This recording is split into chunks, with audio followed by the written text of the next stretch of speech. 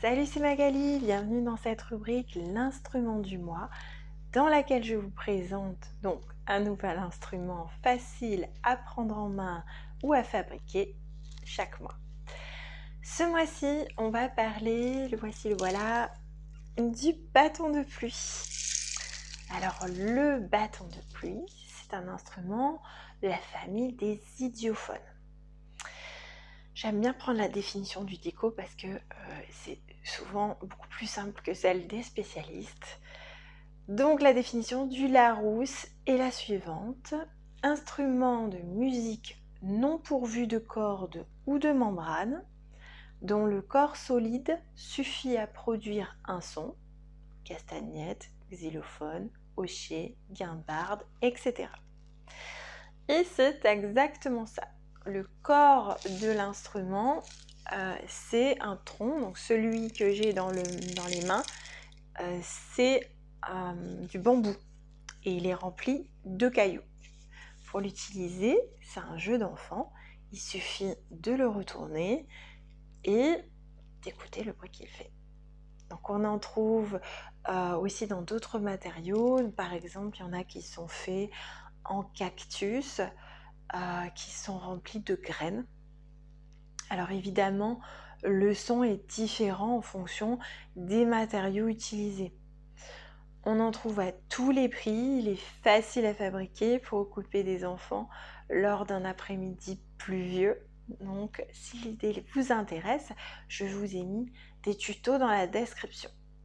Je vais vous faire écouter le bruit du mien.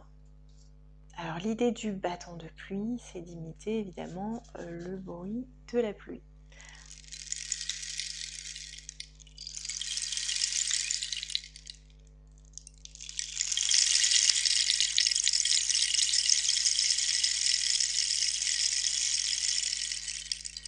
Donc on l'utilise beaucoup dans la relaxation, dans la sonothérapie. En musicothérapie, on l'utilise de différentes façons. Personnellement, j'aime beaucoup le jeu et les instruments faciles à prendre en main parce qu'une séance de musicothérapie, c'est pas un cours de musique. Donc un instrument comme celui-ci, il a un grand intérêt. Quand on le manipule, on a des sensations. Si je l'utilise comme ça, je vais sentir dans ma main ici des vibrations. Bon, il y a les cailloux qui tombent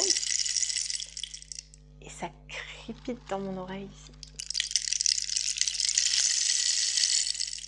Suivant comment je le manipule, il ne fait pas le même bruit. Si je le fais plus vite par exemple, plus lentement.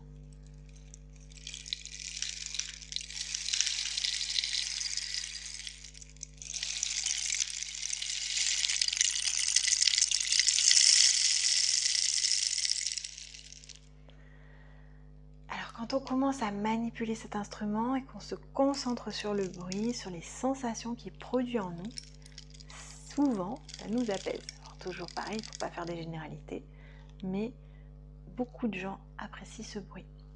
Si vous êtes anxieux, stressé, c'est peut-être un truc à essayer. Si vous avez un enfant qui est plein de vie aussi, vous pouvez l'intégrer dans vos petites habitudes avant de dormir. Encore une fois, c'est vraiment un truc à essayer. Voilà, c'est tout pour aujourd'hui. J'espère que cette nouvelle vidéo vous a plu et je vous retrouve la semaine prochaine.